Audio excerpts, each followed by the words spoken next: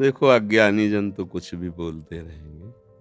अभी मंदिर जाना या कुछ भी सत्कर्म करना नई खेती है, पर माल तो पुराना ही खाना पड़ेगा। अभी जो पूर्व स्टॉक है गोदाम में वही चलेगा। फसल आगे वाली जब आएगी तो उन जो भी प्रश्न करें कि मंदिर जाते हो तो क्या हुआ, तो किसान पहले खेती तैयार करता है, फिर बीज बोता है, फिर सिंचाई करता है, महीनों सेवा करता है, खूब पैसे लगाकर उसे बल प्रदान करता है खेती को।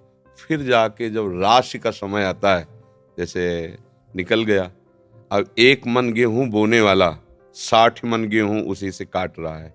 अब जब 1 मन गेहूं फेंक दिया और दूसरे दिन उसके पास रोटी के लिए नहीं, अब उसे कोई उपहास करे कि बेवकूफ़ है ये, फेंक के आया 1 मन, कम से कम पिसवाता तो 1 हफ्ते चलता, क्या करेगा वो 1 मन। तो चुप रहो, 4 महीना चुप रहो, इसके बाद वो 1 मन 60 मन तुम्हें जब देगा तब उसको बताना कि ये देखो 1 मन फेंका था, अब 60 मन आया है। तो अभी आपका मंदिर जाना, भगवत आराधना करना, ये नया कर्म है। ये जब फलीभूत होगा तब तक पता नहीं वो देखने वाले रहें कि ना रहें क्योंकि कोई भी खेती तत्काल नहीं होती ना। तो इसलिए बच्चा, ये सत्कार्य है। सत्कार्य कभी व्यर्थ नहीं होता। जब असत कार्य नहीं बिना दंड दिए रहता तो सत्कार्य तुम्हें मंगल किए बिना कैसे रह सकता है। हाँ, ये जरूर है कि पूर्व जन्म के हमारे कुछ ऐसे कर्म हैं जो हमें भोगने ही पड़ेंगे। हाँ, तो इसमें कभी भगवान पे अश्रद्धा न करे। हाँ, उसको जैसे हम कई बार सत्संग में सुनाया है, उदाहरण से बात समझ में आ जाती है। 1-2 मित्र थे, स्कूल में साथ पढ़ते थे। जब थोड़े सयाने हुए तो एक गलत मार्ग में चला गया। धनी घर का था, शराब पीना, वैश्यागमन करना, जुआ खेलना, बस ऊट पटांग गनत। और एक था गरीब घर का था, वो गंगा नहाना, नाम जप करना, मंदिर जाना, ऐसे शुरू कर दिया। अब जो जिस मार्ग में चलता उसमें उसकी और बढ़ोतरी होती, वो और गंदा, ये और भगत। तो इसने ब्याह भी नहीं किया, नाम जप, और वो तो मतलब जितनी गंदगी।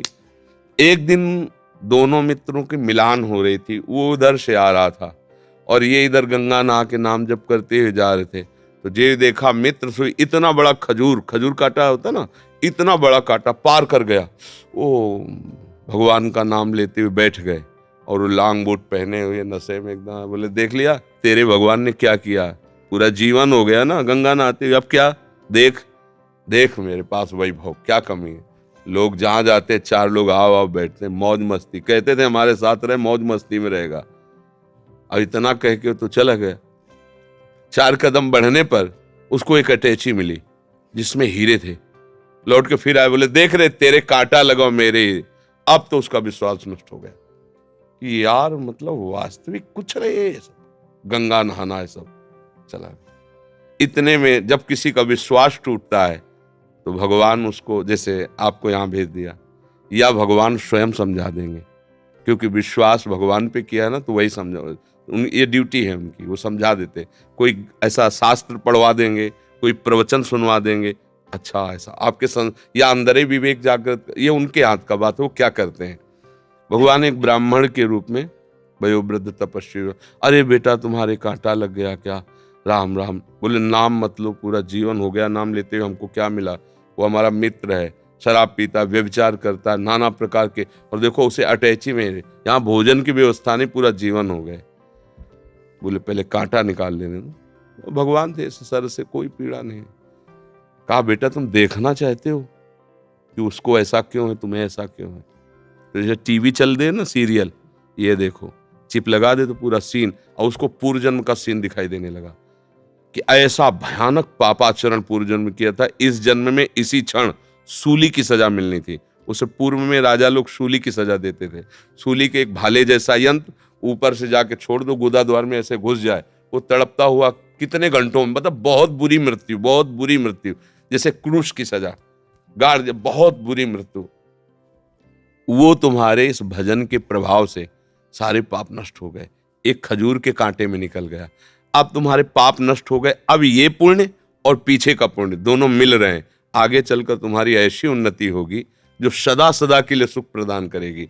और इसका पूर्व जन्म का इतना पुण्य था कि इस समय इस प्रांत का ये राजा होता, पर इसने व्यभिचार करके, पाप करके सारे पुण्य नष्ट कर दिए। अब इसको जो एक अटैची में हीरे जवाहरात मिले, खाली बस समाप्त उसका पुण्य, इसको जहां भोगेगा पूर्व का पाप और अभी का पाप जब मिलेगा तो ऐसे ब्लास्ट होगा कि देखने लायक नहीं रहेगा ये। अब उसको विश्वास हुआ कि हाँ ये बात, बोले तो कभी हम नहीं छोड़ेंगे भजन। बोले हाँ, भजन व्यर्थ नहीं होता।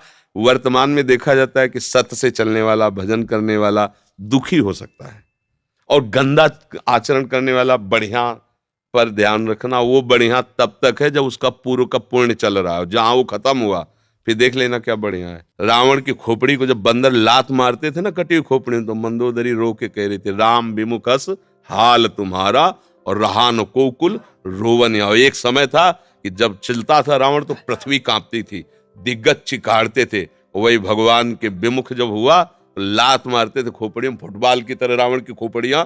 हाँ, राम विमुख हाल। तो हम लोग क्या वर्तमान को देख कर के अंजाद लगा लेते हैं गलत है या सही।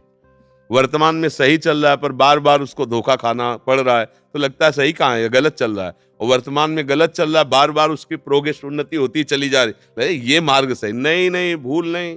सत मार्ग कभी गलत नहीं हो सकता और गलत मार्ग कभी सत्य नहीं हो सकता, और सत्य की कभी पराजय नहीं है। थोड़े दिन देखो, पांडवों को वनवास हुआ, लेकिन हस्तिनापुर का चक्रवर्ती सम्राट का अभिषेक महाराज युधिष्ठिर को ही हुआ, काट के फेंक देंगे पूरा परिवार कौरवों का, है ना।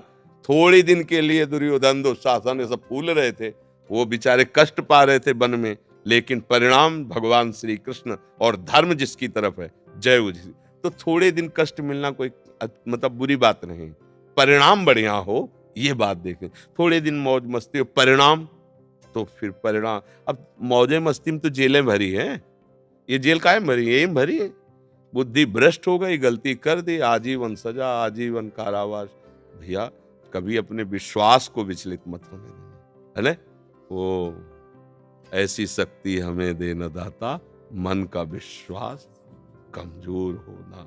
कहीं से भी बात हो, अपनी बात, अये हे प्रभु मुझे ऐसी सामर्थ्य दो कि आपके प्रति कभी मन का विश्वास कमजोर न हो। ये माया करेगी, लोग ऐसा उपहास करेंगे, बड़े भजनानंदी मन के, हो गई ना किडनी फेल। दूसरे के लिए बपली कह रहे, हो गई ना किडनी फेल क्या।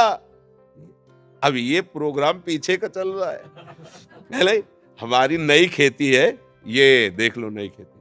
आप नौजवान राधा राधा ऑफिसर रैंक के लोग नौकरी छोड़कर बाबा जी बने बैठे, ये हमारी कमाई है, और ये हमारे पीछे की कमाई है। पूर्व जन्म का कोई पाप, माँ के गर्भ से ही ऐसी रचना की किडनी की कि अब जाकर कोई फेल हो गई।